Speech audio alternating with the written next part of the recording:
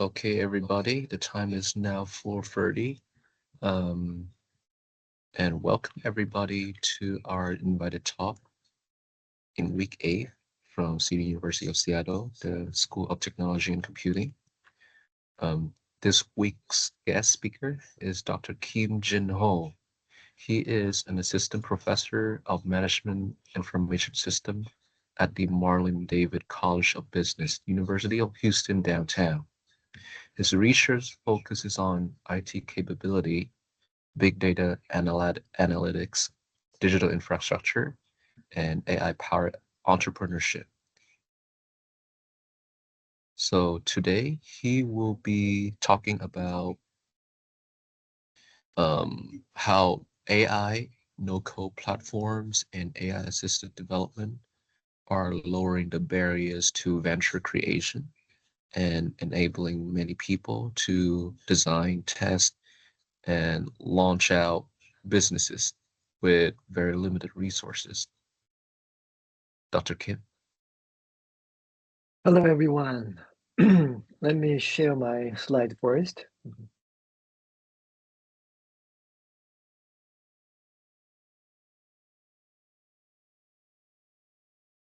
Okay, can you see my slide? Okay, good. Yes. Okay, thank you for having me today. My name is Jin-Ho Kim. I'm an assistant professor of MIS, Management Information System at the University of Houston downtown. So today, I want to talk about, sorry, I didn't start my timer. I want to talk about something I believe in deeply, a future where AI make entrepreneurship accessible to all students, especially in IT area like you. I heard that you guys are all in computer science major. So not just the privileged few genius in Silicon Valley. But the title of my talk is Startup Business as a New Career Path. And my core argument is simple. AI has dramatically lowered the barrier to building product and services nowadays and accelerating this phenomenon more. So I believe starting a business is becoming a realistic career option for students.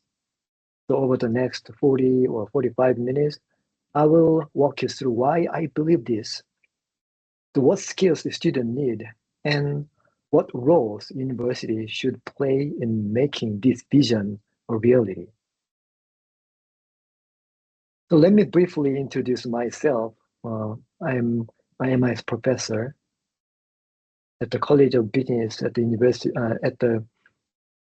of Houston downtown. So like you, my undergraduate background is in computer science. So after graduation, I spent more than 10 to 14 years working in IT industry as a software engineer first, and then later an IT consultant after earning MBA degree at the University of Minnesota. So my current research focuses on AI in education, IT capability, data science, and AI-based entrepreneurship. So back then, when I was a software engineer, the programming meant night without sleep, handling hundreds, thousands line of code, coordinating with a team of people. Even basic projects require deep technical expertise and significant time investment. But today, a single person can build a functional app in days, sometimes just hours, using AI. That transformation is what drives my mission. The gap between what was possible then and what is possible now is obvious. I believe that we, as a faculty, have a responsibility to help students to take advantage of this. So in response to this change, I have recently defined my personal mission like this. It is based on these two parts. First, setting the environment that helps students create startup using AI. I want to equip every student, not just the top performer or the gifted people, with the tools and mindset to turn their idea into real product and businesses. Second, the broaden access to entrepreneurship. With AI, starting a business should no longer be limited to a small group of elite people or well-connected founders. It should be achievable for the normal people like you and like me. So I want to be clear about this vision. The future I imagine is not one where only a few extraordinary talented people succeed, but one where people like our students use AI to create business, sustain themselves, and shape their own career path. This is not about chasing unicorn. It is about opening realistic and sustainable entrepreneurial opportunities for many students. Why did I set this goal? Because the job landscape is nowadays changing dramatically. We need to face that reality. So let me share some specific numbers that illustrate the scale of this challenge. First, 41%. Does it mean? The World Economic Forum published a report that 41% of companies plan workforce reduction as artificial intelligence expands. That's really nearly half of all companies actively planning to cut jobs because of the AI. 300 million. Goldman Sachs estimate that AI could replace almost 300 million full-time jobs globally. Somebody says that that's roughly the entire working population of the United States. And 15%, this impact is perhaps most visible among junior workers. Job listing for entry-level corporate role, traditionally available to recent college graduate. So this role have declined 15% over just the past year. This number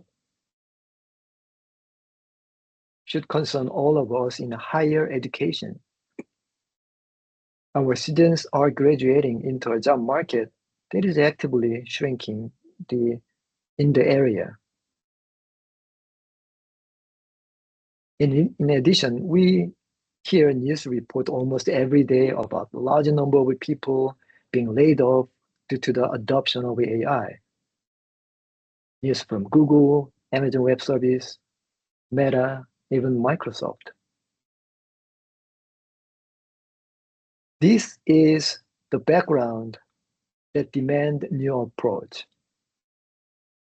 And the new approach is what I want to discuss today.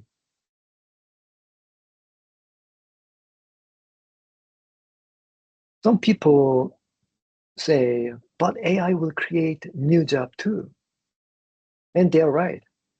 Many experts compare today's situation with the past industry revolution, and they predict AI will eventually generate entirely new job categories. And we can't even imagine yet. I agree with this assessment.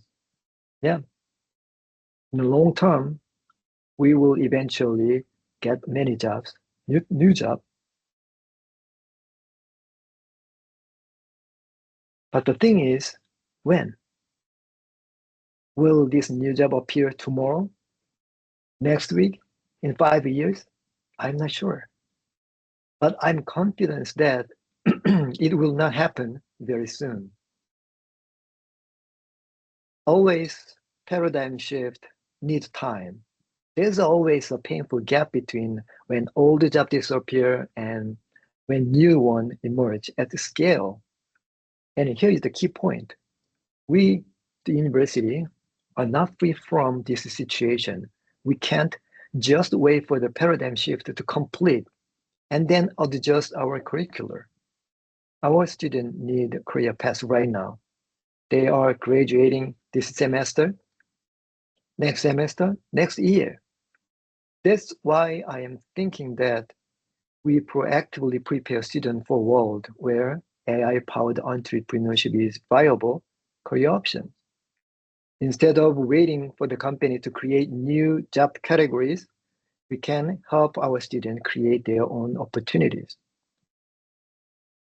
This brings me to an analogy I found very, I think, compelling.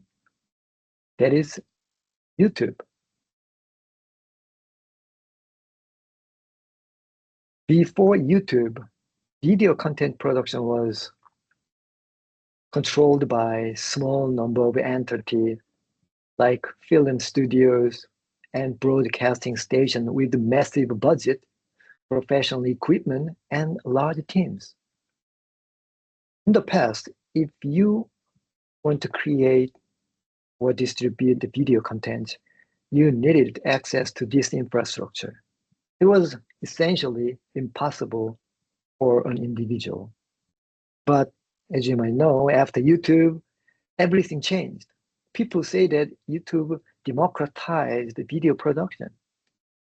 Certainly, individual, anyone could create content from their home or wherever they are traveling and distribute it globally and earn real income. They make money. An entirely new creator economy emerged because of the YouTube platform. I think AI is doing the exact same thing for software and digital services. In the past, building IT product and services required large development team, expensive infrastructure, and years of specialized training. It was the domain of well-funded companies and highly skilled engineers. Now, AI enables anyone, including students, to build app and services with minimal coding, distribute them through App Store and the web, and earn income from them. So we are standing at the beginning of a new creator economy for software and services. The question is, are we going to prepare our students to participate in it? Let me make the contrast even more concrete by comparing the old way, what I did in the past, and the new way of building product nowadays. The old way, you had to learn programming for years, not just one language, but entire technology stacks. You had to build and maintain your own infrastructure, servers, database, networking. So you needed to hire sometimes entire development team because one person simply couldn't do everything. So you had to raise capital early just to get started because the upfront costs were enormous at the time. And even after all that, it took months to launch even a minimal viable product. But nowadays, no-code platform, for example, lets you build a working application through visual interface, no programming required. Also, vibe coding lets you describe what you want in the plain English, and AI write the code for you. AI-assisted development tool handle debugging, testing, and development. Cloud services like Amazon Web Service, Google Cloud eliminate the need to build infrastructure from the scratch. And with all of these tools combined, you can launch a working product in days, not months, even by yourself.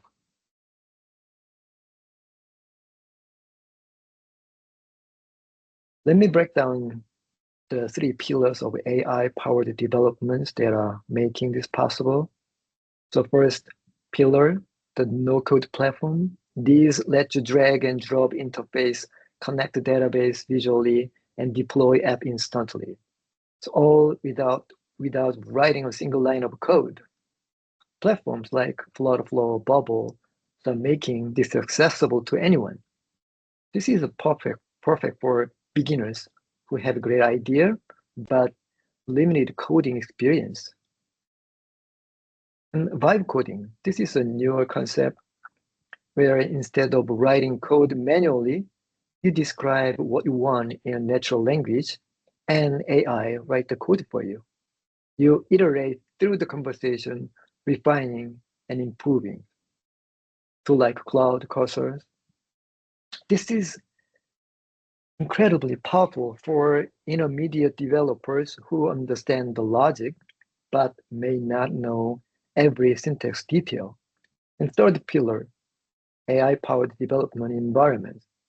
These are full-stack AI-assisted IDE that can generate entire project, handle automated testing, and debugging. You can manage end-to-end development. So I think Cloud Code or Google Jules or Google Anti-Gravity would be the similar tool that belong to these categories. But now, here's the important point.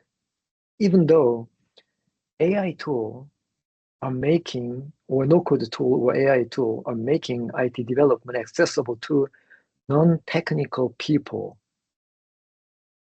to you with the IT background, with formal training in computer science and information system, still have a significant advantage.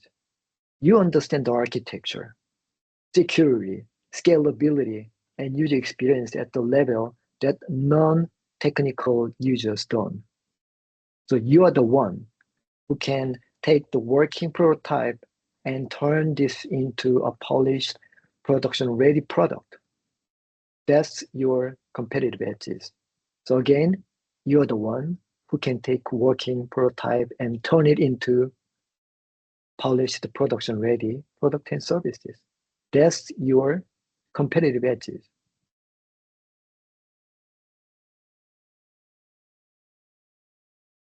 So let me share some real success story that illustrate what's possible. You might hear this story. The photo AI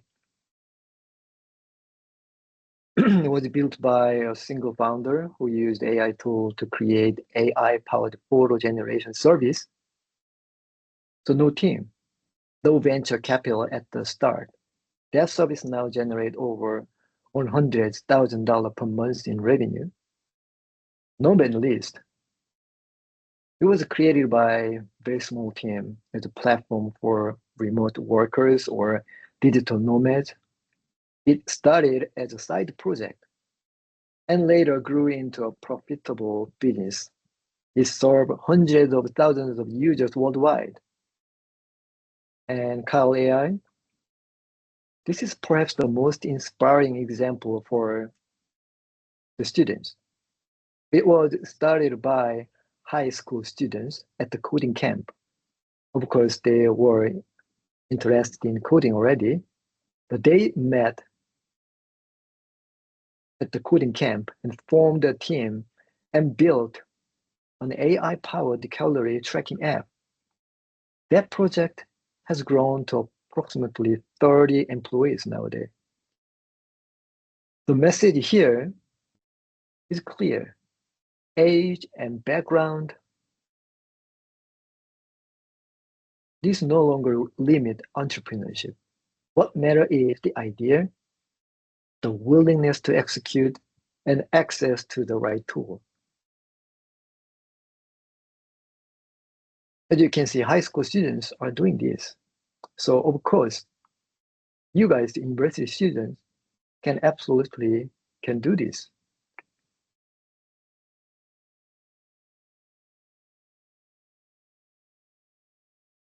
Now I want to pursue. I want to pause here. I want to pause here and be very honest with you about what I am not saying today.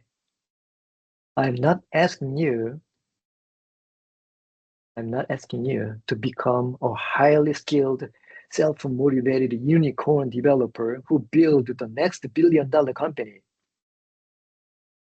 I think that's the fantasy that applies to maybe 1 in a million people. I'm not pushing you towards the paths that require exceptional talent, extreme effort, and even luck to succeed. Most startup advice is based on those rare cases, but that's not the realistic advice for most people. So what I'm saying is much more practical and grounded. If you have even a little talent and interest in programming, there is a now realistic and achievable path to entrepreneurship. AI has been lowering the bar dramatically. So I want to explain rest of the time what specific knowledge and skill you should learn to walk this path successfully. And I want to discuss what role the university should play in supporting students on this journey. So let's get into the practical detail. My first piece of advice is simple, but I think critical. Start small and start now. Don't wait for the perfect idea. Don't wait until you feel ready. Just start today. Build simple app and services. It doesn't have to be revolutionary. Just build a utility app. Create a simple automation tool. Make something useful for your friends, your family, your community. The goal at this stage is not to make money, not to make money.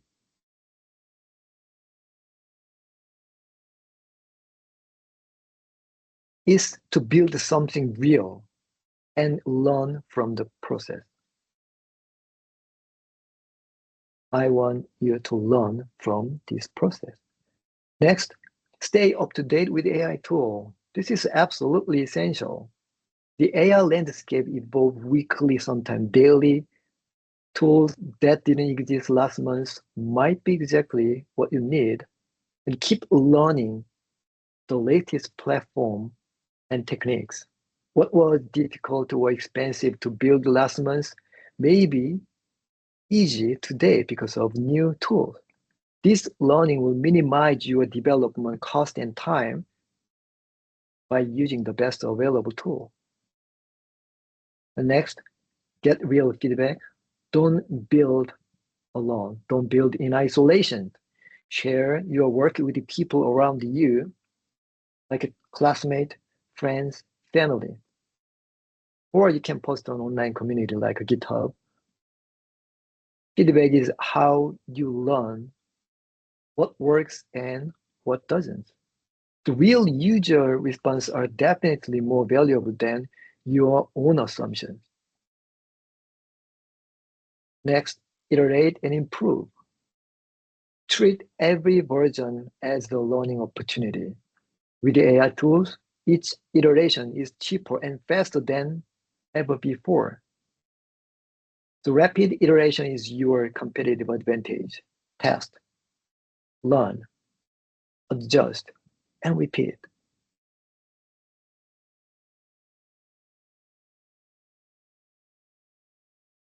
Now, building products or services require more than just technical skill. This is something I, as a business professor in IT area, want to emphasize strongly. You need a well-rounded foundation that goes beyond coding to be entrepreneur. The first one, of course, up-to-date AI tool. I emphasized this one before. You need to master the latest AI development platform. This will be core competency. And emerging technologies. Don't limit yourself just to software. Learn about other emerging technologies such as IoT sensors, drone, wearable devices. smart glasses, even 3D printing. Try to combine them together. The most interesting startup opportunity often emerge at the intersection of software and the physical technologies. And business basic, this is where many technical students struggle. So you need to understand customer, market, financial literacy. Also, you need to know how business actually work, not just how to build the technology, but how to build something people will pay for. And soft skill, the communication, persuasion, teamwork, adaptability, these matter enormously if you can't explain your product to your customer,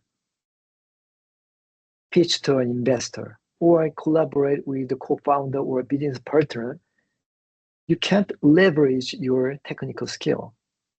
So here's the important mindset. It is not about which tools or method is the best. It is about effectively solving problem using whatever works.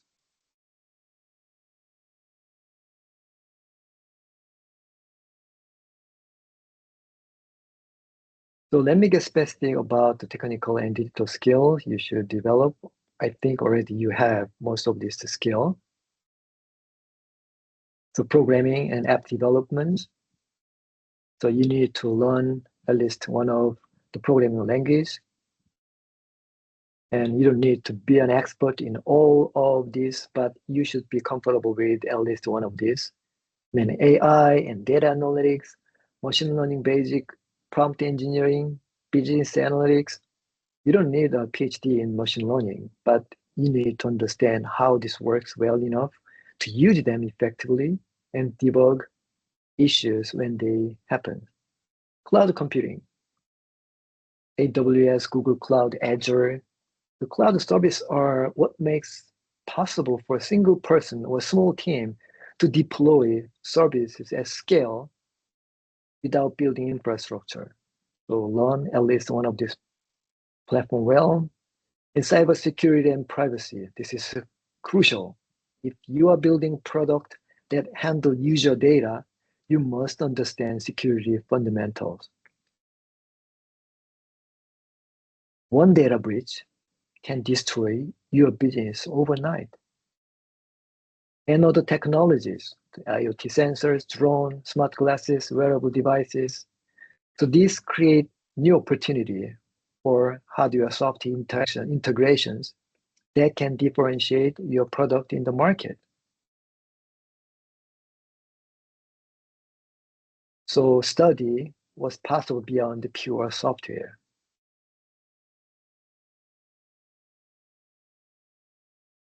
To be an entrepreneur, technology alone is not enough. You need to understand how to operate and grow business. First, business model design. You need to understand the value proposition, customer segment, and revenue models. How will you make money? Who is your customer? Why would why would your customer pay for your solution instead of alternatives? Second, project management. Even if you are working alone, structured project management helps you to stay focused and deliver the product on time. Financial literacy, budgeting, funding, cost analysis, and investment planning. You need to understand basic accounting, how to manage cash flow, and how to present financial projection to the potential investor. Marketing strategy, the branding, digital marketing, customer acquisitions. So building a great product is only a half of the battle in the market. If nobody knows about your product, it doesn't matter how good your product is. Operation and supply chain, efficiency, scaling process, and resource management. As your startup grows, you need the system to handle increasing demand without everything falling apart.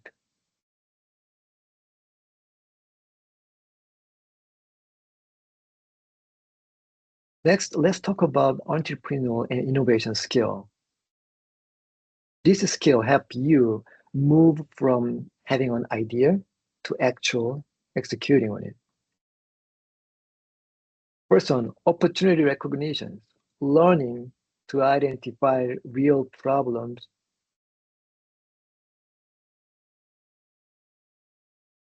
So these are valuable to solve. So this can be trained. Look around your community, your campus, your daily life. What frustration do people have? What processes are inefficient? And next one, creativity and critical thinking. Generating ideas is easy, but evaluating them rigorously is hard. You need both the creative ability to imagine solution and analytical discipline to determine which ones are the best one. Design thinking. This is a user-centered problem-solving framework, so I will dive deeper later. So this is one of the most valuable framework for student entrepreneur, I think. And MVP developments, the rapid prototyping and market validations.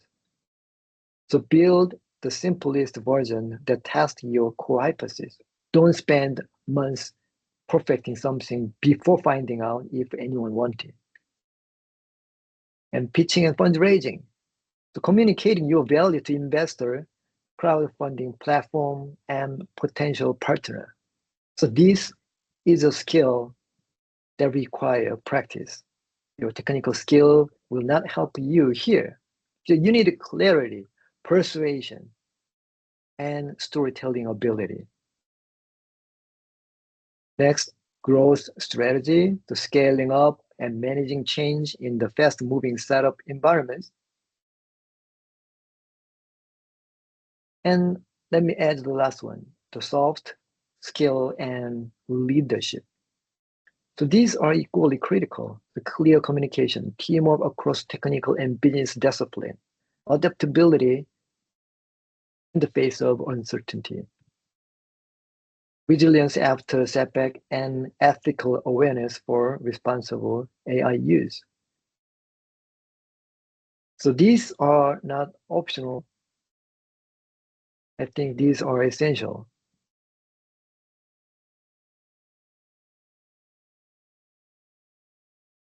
So I want to talk about the design thinking in detail in this slide. Design thinking is very crucial because it is one of the most powerful frameworks. So let me walk through these 5 steps. Emphasize. Observe real problem and understand the people experiencing them. So don't assume you know what people need. Go out and watch. Listen. Ask questions. Understand their pain point from their perspective, not your assumption. Next one, define. Take what you've learned and clarify the core problem you want to solve.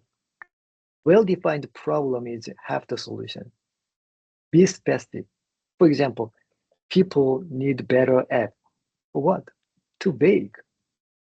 Local restaurant owner wastes 3 hours per week to managing recipe inventory manually. This is actionable, right? I did. Third one, generate creative solution. Brainstorm freely. Don't judge idea at this stage. Quantity is very, very important. You need to narrow down to the most promising concept based on this analysis. The prototype, to build quick testable versions. And here is where AI completely changed the game. What used to take weeks of development can now be done in days or even hours. Use AI tool to rapidly create working prototypes. And next, test. Get your prototype in front of real users. collect feedback, learn what works and what doesn't, then iterate this process. Here is the key insight. AI accelerate every step of this process. You don't need a product manager to handle this process. You can use AI for user research analysis, brainstorming ideas, generating prototype, building test version, and even analyzing the user feedbacks. So what used to take a full product life cycle of weeks or months can now be compressed into days. This speed of iteration is your greatest advantage as a student entrepreneur.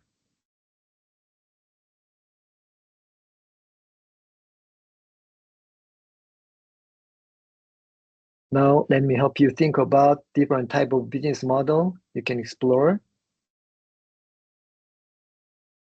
The first one is a product model, the physical or digital product. It could be smart accessory, organizational tool, IoT devices, combining with IT infrastructure.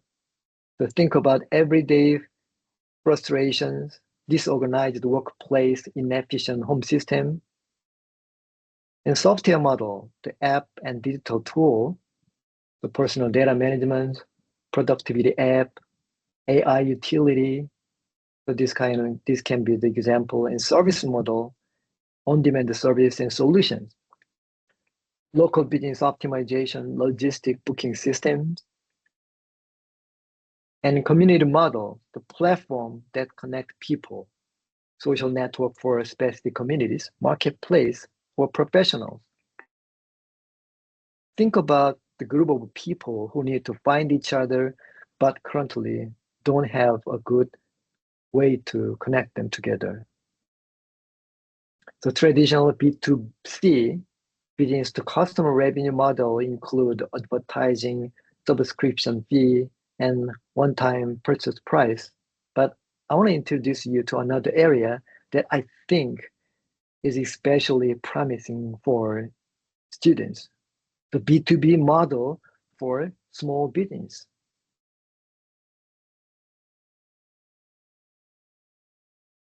So this is the most exciting opportunity I see for the students. I want to spend some time on it. So let me clear about what I'm proposing here. This is not about building the next viral consumer app with millions of users overnight. What I'm describing is much more achievable, using UI to scale to help real business right in your community, in your neighbor. So this is the concept. You provide optimized custom solutions for local small business at lower cost. Here's the mess. If you if AI cut your development cost and time to almost zero, you can charge a local restaurant, for example, $1,000 per customer inventory management app implementation and $10 per month for maintenance. And still, you can make a good money.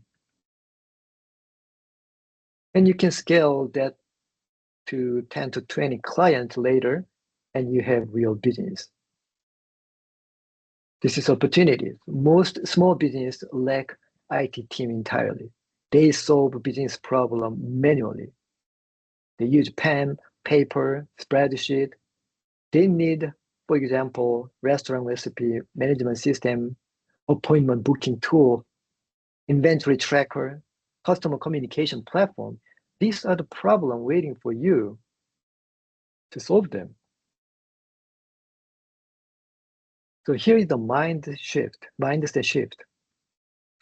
Think of yourself not just as a developer, but as an IT consultant. You identify the client pain point, understand their business, and build a solution with AI. You become their technology partner. And if one of these solutions prove effective enough to generalize, that's when you can scale up and attract investment and expand.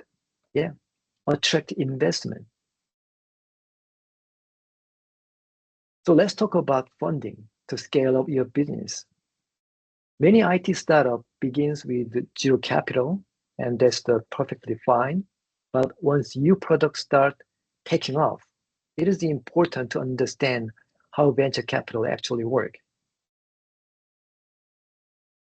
This summarizes the topic from general perspective, although the details may vary depending on the situation.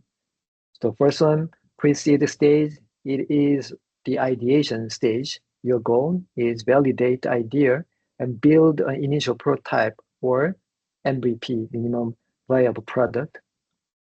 Funding typically comes from personal saving, family, friends, or small university grants. And seed stage, now you've tested the product in the market and you're looking for product market fit. You have an MVP and some early users. This is where angel investor and accelerator comes in. And Series A, so your product is proven and you need capital to scale operation. The focus shifts to monetization, KPI, and optimizing your business model.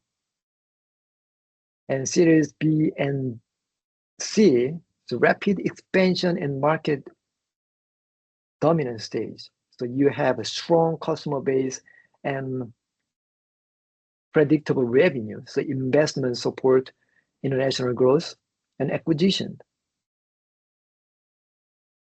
Next, exit stage. So IPO, acquisition, or merger. So this is where founders and all the investors realize their profit.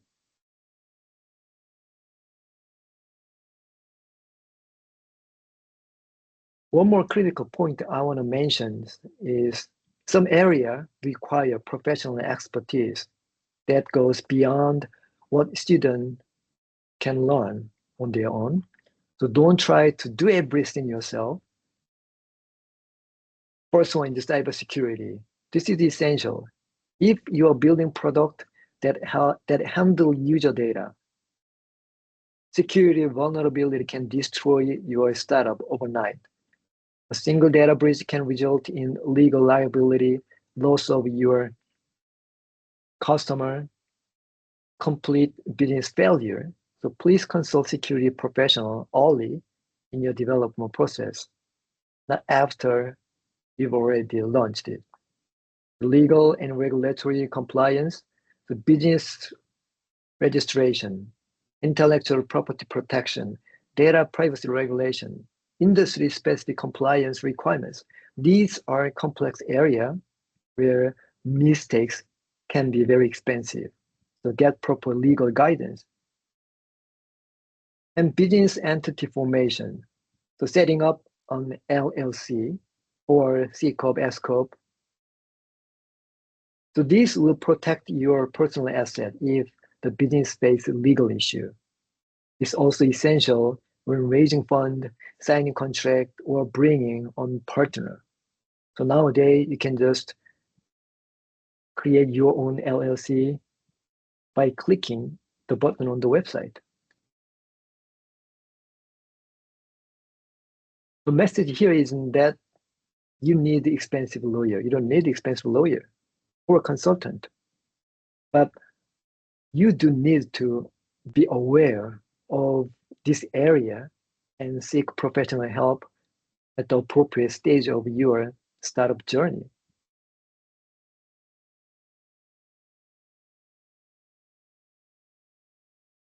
Before I transition to discuss the university's role, I want to reframe how we think about failure. This is critically important. The failure is not sunk cost. This is definitely investment for the future success. Here is why this matters. AI tool dramatically reduce the cost of each attempt. What used to cost tens of thousands of dollars and months of work can now be done for almost nothing in days. This means failure is cheaper than ever before. Every failed iteration teaches you something valuable about market, about user, and about technologies. So this knowledge accumulates over time. The student who has tried and failed 5 times know definitely more than the student who has never tried at all. The goal is not to avoid failure, is to create system or environment of repeated experiment where each failure makes you smarter, faster, and better positioned for success. Think about this. Think about it this way: transform repeated failure from sunk cost and frustration into investment and stepping stone toward your success. What you need is a system that turns repeated failure into foundation for repeated success. So this is exactly, I believe, what the university comes in. The university can provide the safe environments, the resources, and the institutional support that make this possible without personal financial devastation.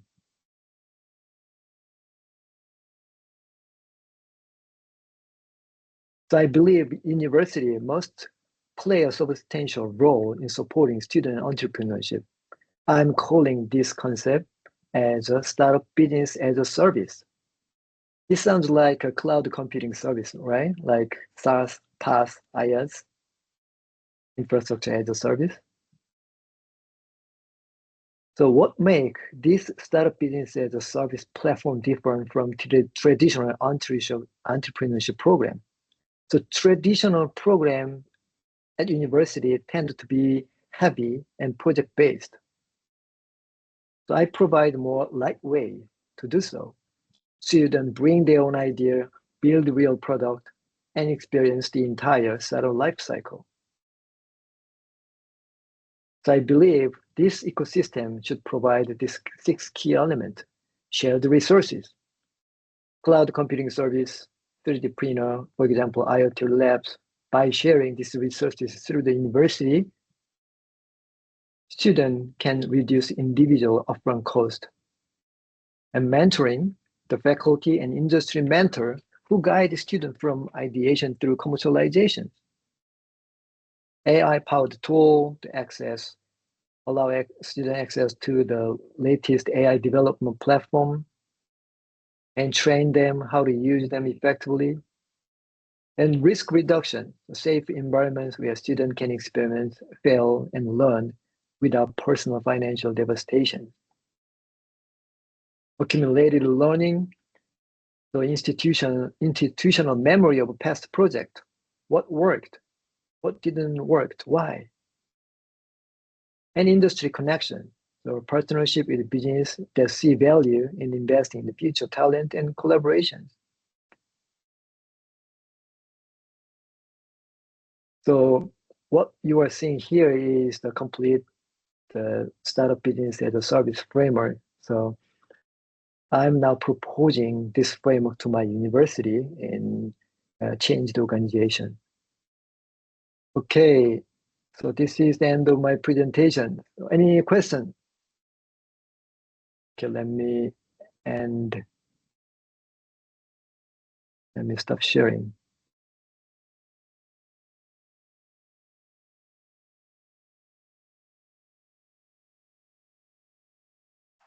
Professor Kim, this is Morgan Hello, Zantula. Morgan. Hi, what you're saying is rather music to our ears here. One of the things that, from my background, is you learn more from failing than you do from succeeding the first time. Yep. And I put a couple of thoughts in the chat because I didn't want to forget them, and I'll ask Uh, Harrison to make sure that they get covered. One question I really do have, and I'm glad you brought this up, is security, the mhm. cybersecurity. But also, my question is, what about the security of the coding? Because vibe coding is easy, and from a cybersecurity perspective, the coding is not secure. Right, absolutely. So this is the area I think the your computer science student can contribute. Nowadays or in the future, many non-expert will build their application using AI without no knowledge in the security. So your students, computer science student, can contribute this area. Students have to enhance the performance, stabilize also the code based on their knowledge, what they learned from university. We had someone come in, I believe it was last quarter, who was a Mhm, 20-year veteran of computer science and software development. And the one thing that occurred to at least some of us during the presentation is that AI is going to mean that you don't really have to write the code, but you have to know the code even better because you got to fix it.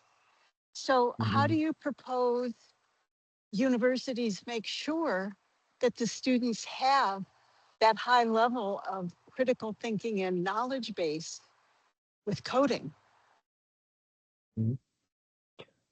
Actually, I'm in the business school, so our students' coding knowledge is very lower than the students in computer science major.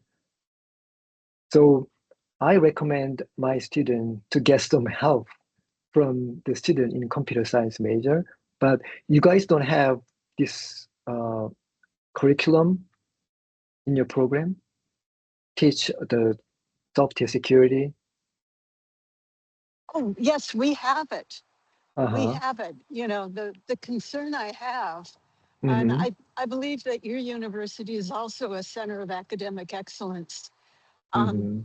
I've noticed that a lot of people are thinking that they don't need the foundationary skills, or right now in the Puget Sound area, we're dealing with 30,000 tech people who have been laid off Uh-huh. because everybody Yeah. thought that AI is going to do it for them, and it Mm-hmm. isn't. Mm-hmm. So my concern is that everybody realize that, yeah, it's great to use AI, but you really have Mm-hmm. to have a solid foundation. Yeah, that is what people say nowadays. But also people say that eventually that foundational will be covered by AI. So that is what they say. But actually, currently, we need it. I agree with you. And honestly, if I truly believed that, then OWASP wouldn't still be around after all these years. Right, right. I agree. Yeah, Absolutely. I hope some people, other people have questions. Mhm. Yes, so we got a question from David, and then the other one from me, and uh, cool. So we'll start with David. Hi, can you guys hear me? Yep. Hello? Okay, I can hear you, David. So my question is like kind of to add on to Professor Morgan's question, like what are some key things that we can do to upskill? For those that are not business savvy and like we want to contribute to the labor force, right? Like what are Hmm. some things that we can upskill ourselves? Because like I have like I have two certificates in cybersecurity and security Uh-huh. plus, getting Uh-huh. like a couple more like on top of Yeah. like you know Hmm. Hmm. pursuing my graduate degree. But as far as AI is concerned, right?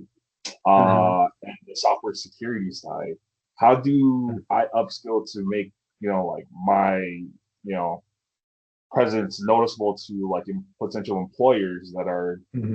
doing this, building these Yeah. products. Hmm. So what I'm talking today is not upscale, upscale. Yeah. So I'm not talking about getting a job in some corporation, getting a job in Microsoft. I'm talking launching your own business, Purely entrepreneurship. yeah. Yeah, Okay. yeah. So in this topic, Another important area you should learn is business. As I listed before, entrepreneurship, supply chain management, ideation, these kind of things. So when you become an entrepreneur, the founder of a startup company, technical aspect is very important, but also you have to know the business aspect. If you don't know, no matter how you have great service or app, you will eventually fail. Yeah. There's what I want to say. So to do so, but you don't need to get MBA degree to learn the business. Nowadays, also AI help you. If you have some question regarding the business area, just consult AI. Having a conversation with AI will help you. That is what I'm teaching now in business school as well. So I want you to aware the area, the business area, beyond the technical area. That is what I want to emphasize today, to be an entrepreneur. This is not getting a job in the Microsoft, Amazon Web Service. Yeah, I'm talking different topic today. Yeah, just in entrepreneurial in general with AI, right? So, okay. Thanks. Yeah.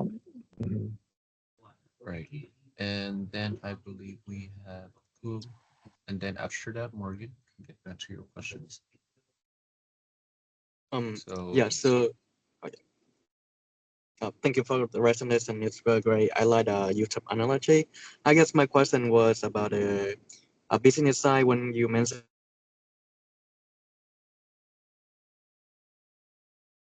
I'm sorry, I cannot hear you. You mean it? That you're muted, I think.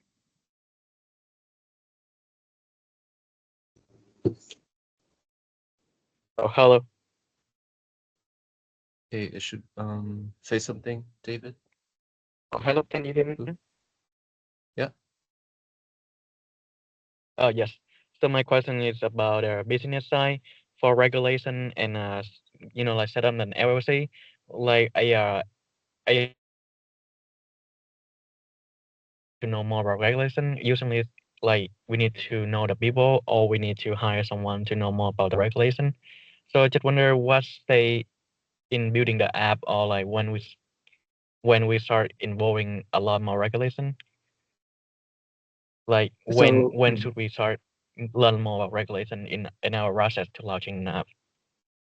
So you mean the setting, for example, setting the LLC for your business? Yes, setting LLC and get have a lawyer or someone to know about regulation or what. Yeah, there are two different things: setting LLC and getting the lawyer. So I'm not talking about the getting a lawyer. So you have to know about the regulation area. So maybe you can chat with generative AI regarding the regulation. So for example, you can ask ChatGPT, I'm going to build this app. So is there any regulation issue, expected regulation issue, kind of things. When you design the service, you have to think about this regulation, data privacy issue at the beginning. That is what I'm saying. So you don't need to hire the lawyer at the beginning. So maybe when you launch officially the product, I think you can consult with a lawyer. But what I'm saying is you have to aware this area and think about it. And also setting LLC nowadays you can, I did also, you can easily set up the LLC by clicking some button via the website. So once you set up the LLC, you can be protected. So you can easily get the investments because the investor invests the money not to you, to LLC. So check the possibility of making LLC or C corp, S corp based on the purpose of your business. That makes sense. Thank you. Okay. Okay, and then we have Morgan with her questions, and then after that, Jenny will be the last person Good question.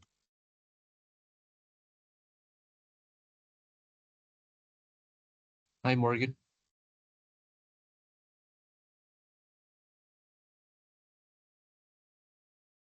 I think she might be in the middle of transportation, so Uh, yeah, she got cut up. If that's the case, we'll have Jenny go with your questions, and then when Morgan's back, yeah. okay. And also, please share my email with the students, and yeah, they can ask me any question whenever they want. Hello, Jenny. Hi, I'm Jenny. Thank you for providing the valuable presentation, Dr. Kim. Okay. So it is very interesting topic, belongs to our student as well. So I wonder, can we know more about the information or the strategy? So you said that like find the expert. So wonder like student club, the Morgan pointed out in the chat, or the alumni, or if there is some questions about the, how they can build their own like small businesses, they, or finding the external or internal funding opportunities, and what is the examples you can provide to the student? Yeah, that is the reason why I propose this framework. Actually, currently, as you addressed, there are not many resources you can have, right? Isn't it? Yeah. Yeah, therefore, this is the reason I actually provide this. Okay, hold on a second.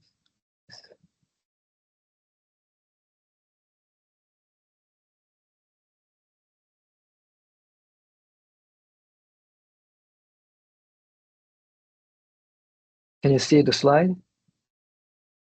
Yes, I can see the slide clearly. Yeah. So as you mentioned, we don't have enough resources nowadays. Yeah, we have to find it by yourself individually, or you have to Yeah. find a student club Mhm. and contact any people in the companies, venture capitalists individually. So nowadays, I'm proposing this framework to my university and hope other university also adopt this one. The main point is this one. The left side, the Office for Business Idea Commercialization. So this organization should cover this topic, support small project funds, and cross-disciplinary collaboration. So for example, you guys in computer science work with student in business. So collaborate this project, or arrange this team, and faculty mentoring, guidance, and institutional memory project. So accumulate the knowledge of the prior project. Student graduate 4 years ago, 5 years ago. That is the role. And curriculum. So I'm proposing now some several courses to university. So one is AI and no-code digital startup. And also I'm proposing master certificate program and also external learning opportunity. So startup simulation, capstone, industry collaboration, mentoring, so internship, co program, campus startup and club. So I know that as an undergraduate student, it is very difficult to get all these resources. So nowadays, I'm insisting that we, the university, have to prepare these resources to my students. Thank you. Okay, thank you. Yeah. All right. Thank you, Jenny. And I believe that should be all for today. Once again, thank you everybody for coming, and thank you, Dr. Kim, for your presentation. Those were some really helpful information and tips and advices for a student who wants to start a business and probably looking for another way to, um, you know, get a job, or actually creating your own jobs through your own business ventures, and some few things to look out for when you open a business. in the Okay. technology field. I know that you guys are very busy to study as a student, but just get small part of your time to develop something. That happen in company as well. When I work for the company, I have mainstream job, but I have also small substream job. So if this substream job becomes major, then this one become my mainstream. So like this, you have to study, right? But also I want you to develop something small and share this application or service with your friends, neighbor, or classmate and update it. I want you to have this kind of a habit. Yeah. Okay, Well, thank you for your time and thank you for the Yeah. invitation. thank you, Dr. Kim. For all the participations today, I will send you Dr. Kim's emails, and if you have any further questions, you may, as Dr. Kim said, you may contact him later. Um, if you have any further questions. Anyways, thank you everybody for coming here today, and have a great evening. Yeah, thank you. Bye bye. Yeah. Thank you. Thank you.